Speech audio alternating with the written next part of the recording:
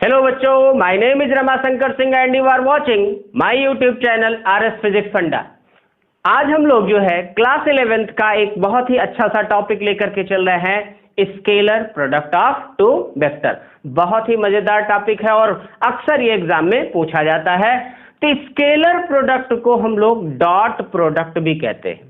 Scalar product को हम लोग क्या कहते हैं? डॉट प्रोडक्ट भी कहते हैं। तो जरा देखिए डॉट प्रोडक्ट को हम कैसे डिफाइन करेंगे। तो डेफिनेशन को ध्यान दीजिए। Dot product is defined as क्या डिफाइन कैसे किया जाएगा? The product of magnitude of one vector, the product of magnitude of one vector and the component of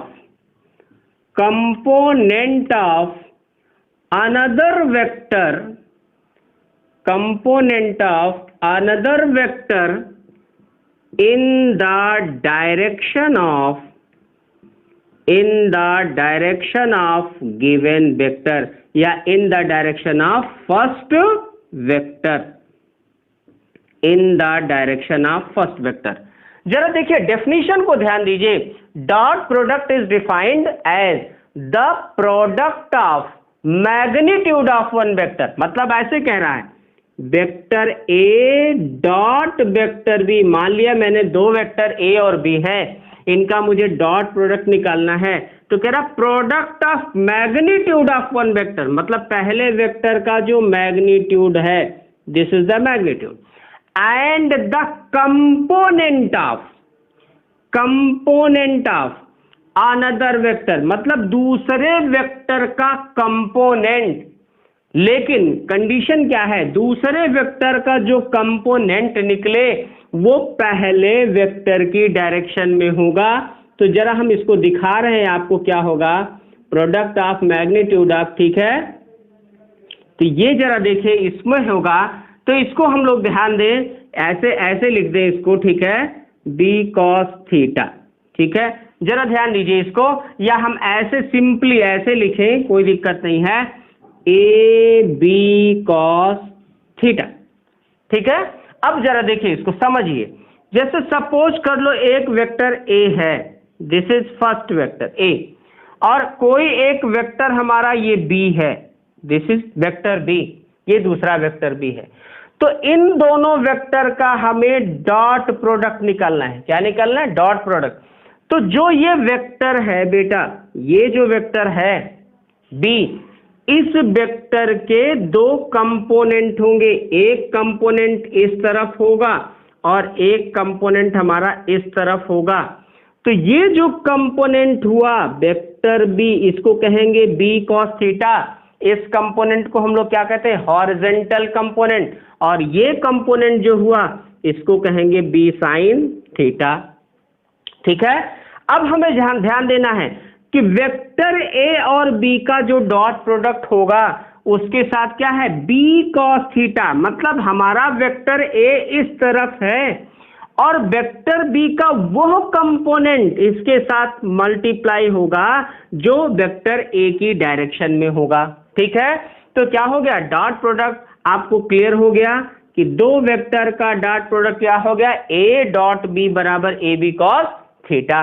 means क्या है? With the help of this dot product हम लोग बहुत ही आसानी से दो वेक्टर के बीच का एंगल फाइंड कर सकते हैं। अब हम कुछ न्यूमेरिकल लेकर के इस चीज को और क्लेरिफाई करते हैं, उसको ध्यान से समझिए, ठीक है।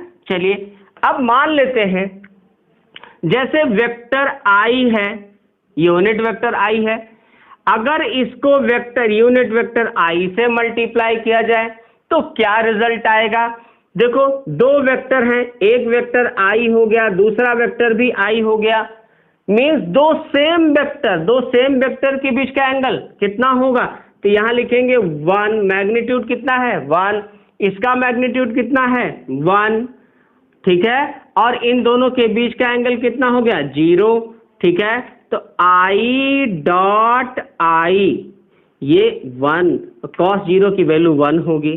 सिमिलरली इसी तरह से vector j dot vector j is equals to vector k dot vector k means I cap dot I cap बराबर j cap dot j cap equal k cap dot k cap. ये सभी किसके बराबर होंगे? 1 के बराबर होंगे, 1 के बराबर होंगे। ठीक है, अगर यहां पर हम लोग ऐसे निकाला जाए vector I dot vector j, यहां से बड़ा इंपॉर्टेंट रिजल्ट निकलने जा रहा है। तो यहां देखिए क्या हो जाएगा, 1 इंटू 1 और i और j के बीच का एंगल होता है 90। i और j के बीच का एंगल कितना होता है? 90। जरा ध्यान दीजिए बच्चों, तो 1 into 1 into 0 that becomes 0 means vector I dot j is equal to 0 का सेंस क्या निकला? Means if two vectors are perpendicular, अगर दो वेक्टर कैसे हैं बेटा? अरे भाई हमको पता है I और j परपेंडिकुलर हैं, I और j परपेंडिकुलर हैं। अगर दो वेक्टर परपेंडिकुलर हों then their dot product must be equal to 0। Means इनका डॉट प्रोडक्ट कितना होगा? 0 के बराबर हुआ।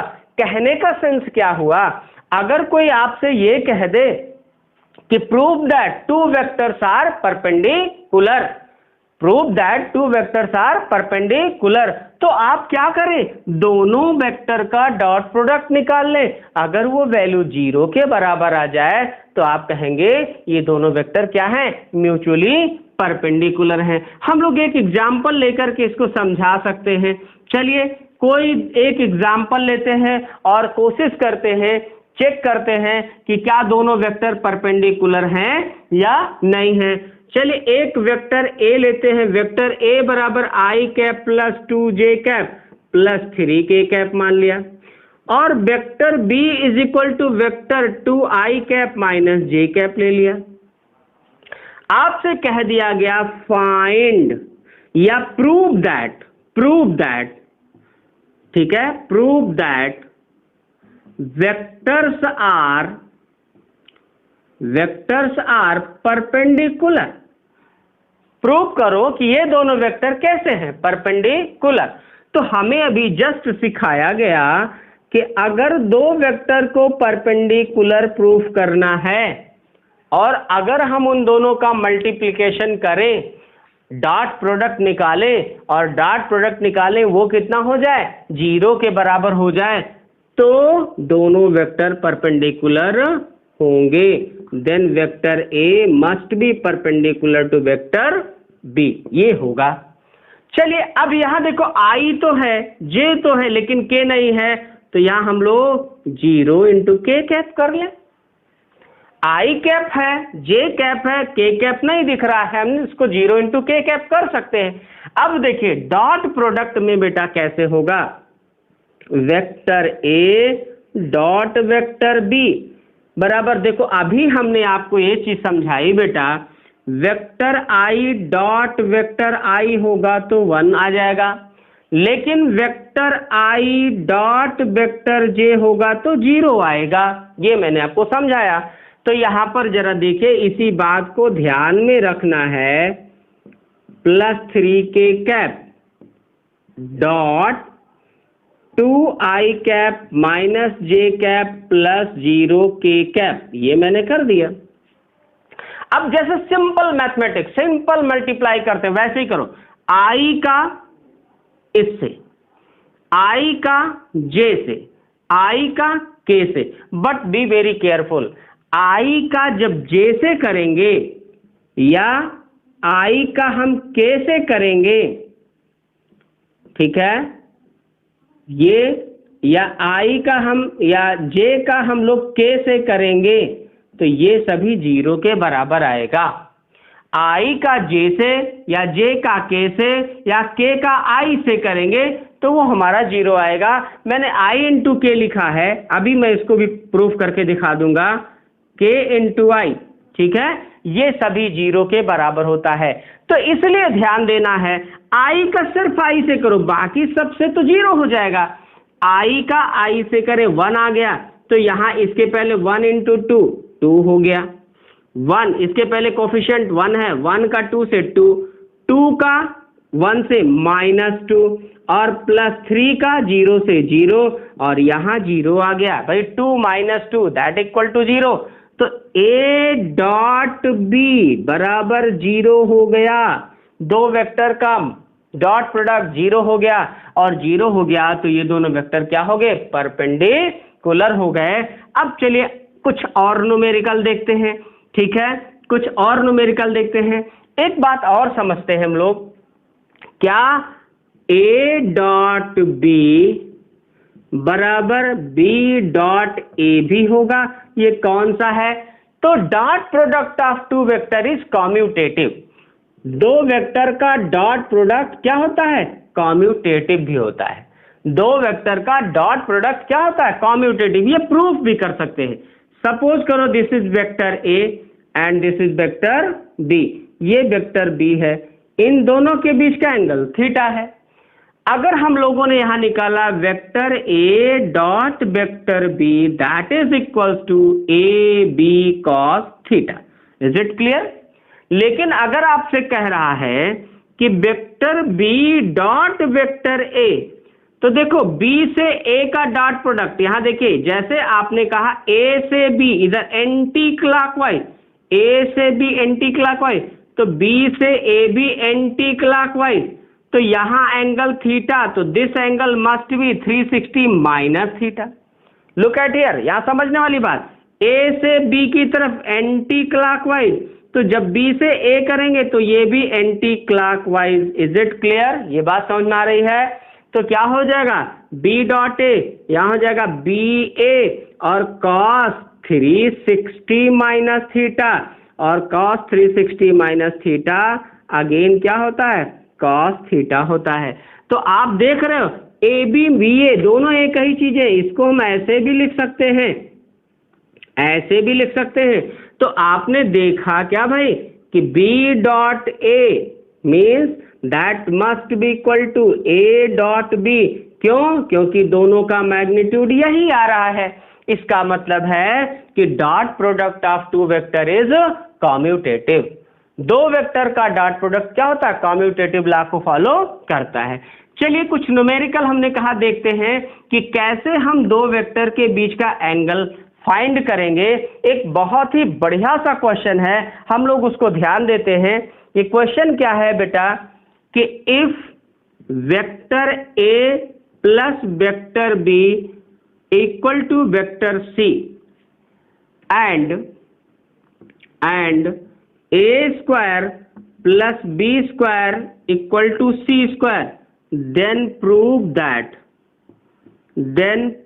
That vector a and b are perpendicular. ठीक है, मतलब क्या दिया है? कंडीशन दिया है vector a plus vector b equal to vector c। दो वेक्टर को सम किया, एक नया वेक्टर आया। और आपको एक और चीज दी है कि वे square plus B square equal to C square. तब ऐसी अगर कंडीशन फॉलो होती है तो ये वेक्टर परपेंडिकुलर होंगे। तो जरा देखिए हम लोग ऐसे करते हैं, vector a plus vector b equals to vector c। ठीक है, हमें स्क्वायर करना है, तो हम क्या कर दें?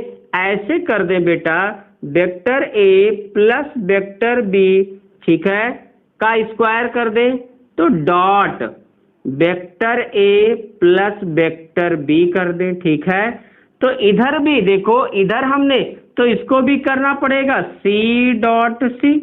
अरे भाई इस वेक्टर a की जगह c, तो इस वेक्टर की जगह भी c। जब उसी चीज से आपको इधर दोनों तरफ मल्टीप्लाई करेंगे तो कोई फर्क नहीं आएगा। ये बात क्लियर हो गई। अब जरा डॉट प्रोडक्ट निकाला जाए, a dot a plus a dot b, simple जो मैथमेटिक्स हमारी है, plus b dot a plus b dot b must be equal to c dot c. हमने अभी आपको बताया बेटा कि i dot i that is equal to 1, ये तो यूनिट वेक्टर है, इसका मतलब है ए डॉट ए करेंगे तो ये ए स्क्वायर आ जाएगा, ठीक है। ए डॉट बी करेंगे यहां बेटा तो ए बी कॉस थीटा आ जाएगा, क्या आ जाएगा, ए बी कॉस थीटा। और मैंने कहा ए डॉट बी और बी डॉट ए इक्वल होते हैं, अभी जस्ट मैंने प्रूव करके दिखाया, तो हम क्या कर दें, यहां भी again a B cos theta लिख देंगे और ये बी स्क्वायर लिख देंगे, that is equal to C square. अब देखिए ध्यान दीजिए बेटा, a square plus B square के प्लेस पर आप सी स्क्वायर लिख सकते हो, तो यहां पर जरा ध्यान दीजिए, आ क्या गया, A square plus B square plus twice A B cos theta that is equals to C square. At the place of A square plus B square you can write C square, तो यहाँ C square plus twice A B cos theta equal to C square, this में cancel out, क्या हो गया, twice A B cos theta equal to 0 या A B cos theta equal to 0। और आप जानते हो ए बी कॉस थीटा को हम लोग क्या लिख सकते हैं, a dot b is equal to 0। इसका मतलब है कि ए बी कॉस थीटा 0 आया, ए डॉट बी 0 आया, और अभी मैंने आपको बताया कि अगर ए और बी परपेंडिकुलर हैं, ए और बी परपेंडिकुलर हैं, then a dot b must be equal to 0। तो ये है प्रूफ हो गया कि अगर ऐसी कंडीशन गिवन हो तो निश्चित तौर से हम लोग निकाल सकते हैं कि ये दो वेक्टर कैसे परपेंडिकुलर होंगे। चलिए एक आध और क्वेश्चन लेते हैं, बहुत ही अच्छे न्यूमेरिकल इस टॉपिक से रिलेटेड हैं और हम लोगों को ध्यान में रखना होगा बेटा कैसे हम लोग दो वेक्टर के बीच का एंगल फाइंड करते हैं। जैसे एक बहुत ही इंपॉर्टेंट क्वेश्चन है, if vector A plus vector b is equals to magnitude of vector A minus vector b. अगर ऐसा है, means if magnitude of vector A plus b is equals to magnitude of vector A minus b, then हमको prove करना है, then prove that, क्या करिए, proof करिए vector a is perpendicular to vector b. Very most important question. तो यहां भी करने का तरीका भाई देखो, अगर हमें ए और बी परपेंडिकुलर प्रूव करना है तो टारगेट क्या रखोगे बेटा, a B cos theta must be equal to 0, a dot b must be equal to 0। इसका मतलब है ए डॉट बी लाना है, ठीक है। तो ए डॉट बी लाने का तरीका हमने इसको कह दिया स्क्वायरिंग ऑन बोथ साइड। कैसे हमारे दिमाग में आया, अरे भाई हमें हमारे दिमाग में आया ए प्लस बी है, होल स्क्वायर कर दो बेटा, होल स्क्वायर करोगे तो 2ab आएगा, और 2ab आएगा तो निश्चित तौर से मुझे ए डॉट बी चाहिए, तो ए डॉट बी निकल सकता है। तो देखिए ए प्लस बी, ठीक है, डॉट यहां पर फिर से वही कर दे, vector A plus vector B must be equal to vector A minus vector B, ठीक है, डॉट वेक्टर ए माइनस वेक्टर बी, ठीक है। स्क्वायरिंग करने का सेंस हुआ। अब क्या हो गया, तो यहां पर हम लोगों ने अभी जस्ट किया, ए स्क्वायर कर ले प्लस अभी इसको मैंने किया था ट्वाइस ए डॉट बी हो जाएगा, ठीक है, ट्वाइस वेक्टर ए डॉट बी हो जाएगा। यहां पर अभी हमने किया भाई वेक्टर ए डॉट वेक्टर ए, और यहां हो जाएगा क्या, plus vector B dot vector b. ध्यान रखिएगा अभी वेक्टर कर रहा हूं, उसके बाद क्या हो जाएगा, यहां वेक्टर ए डॉट वेक्टर ए प्लस की जगह माइनस हो जाएगा, देखो ए डॉट, यहां देखिए ए डॉट, तो यहां वेक्टर ए डॉट वेक्टर बी माइनस, देखिए minus vector B dot vector ए, और माइनस माइनस का प्लस हो जाएगा बी डॉट बी। इतनी बातें समझ में आ गई। अब मेरी बात ध्यान समझो बेटा, a dot a cancel, b dot b cancel. यहाँ क्या हो गया, हमने डायरेक्ट यहाँ लिख दिया था, तो यहाँ लिख दिया था बेटा 2a dot b, 2 vector a dot vector b equals to minus 2 vector a dot vector b। यहाँ भी होगा, क्यों ऐसा होगा भाई, अरे a dot b must be equal to b dot a, ऐसा होता है। ये हमने अभी आपको करके दिखाया। तो क्या करना है बेटा, इसको इधर ले आओ और आपको रिजल्ट देखिए इंतजार कर रहा है। 2 vector a dot vector b plus 2 vector a dot vector b must be equal to 0, means 4 vector a dot b is equal to 0। Or you can say, आप कह सकते हो कि vector a dot vector b equal to 0। तो हम फिर से वहीं पर पहुंच गए। हमने कहा कि दो वेक्टर अगर म्यूचुअली परपेंडिकुलर हो रहे हैं, दो वेक्टर अगर म्यूचुअली परपेंडिकुलर हो रहे हैं तो a dot b must be equal to 0। ठीक है, ये क्लियर होगा। तो मुझे लगता है कि अब आपको कोई भी दो वेक्टर दिए हो, कोई भी दो वेक्टर दिए हो, उन दोनों वेक्टर के बीच का एंगल तो निकालना आ ही जाएगा। ठीक है, अभी मैंने केवल परपेंडिकुलर का लिया है। अगले लेसन टॉपिक में, अगला जो लेक्चर होगा, अगले लेक्चर में हम लोग दो अलग अलग वेक्टर्स के बीच का एंगल भी निकालना सिखाएंगे और कुछ विशेष प्रॉब्लम्स लेकर के आएंगे जिससे कि इसको ज्यादा से ज्यादा क्लेरिफाई किया जा सके। मुझे विश्वास है कि आपको यह चीज बहुत अच्छे से समझ में आई होगी। प्लीज अगर आप लोगों को यह चीज अच्छे से समझ में आई है तो मेरे चैनल को आप लोग शेयर करिए अपने दोस्तों के साथ, और प्लीज मेरे चैनल को लाइक और सब्सक्राइब करिए। Thank you.